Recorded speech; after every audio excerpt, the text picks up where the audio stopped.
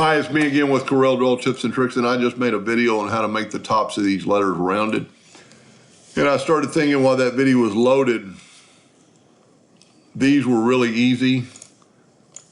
So if somebody ever had to do it and use the letter K or something at an angle, it's going to be quite a bit more difficult, and especially on this K, because it is not, this tapers up. So one way I do things to figure things out, let's get our angular dimension tool and put it like right there. Well, first of all, let's do this. Let's convert this to a curve. So should snap to that node. And then find out what this angle is. And it's 45 degrees, and it's probably because of the angle of the 45.05. So let's rotate it 45.05 the other way. Let's go minus 45.05.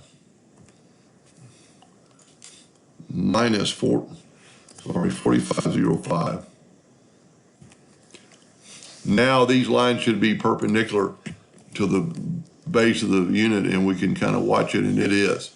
So here's what I was talking about, and the reason you'd want to do that.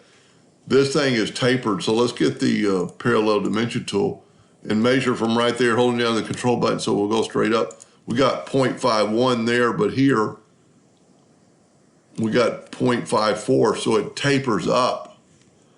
Now, the easiest thing to do would be to fix that, but you don't really know which way it tapers, and you don't want to really change the font.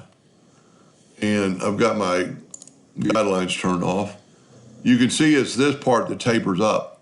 So I might do it two ways just to, because one, I think the letter would look better. I don't understand why they tapered it up or tapered like that. Maybe that's just the writing.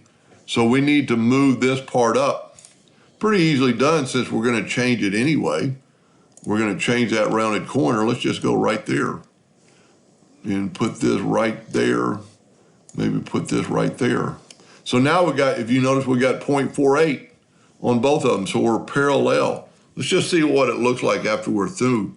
Now this makes it a lot easier than the taper.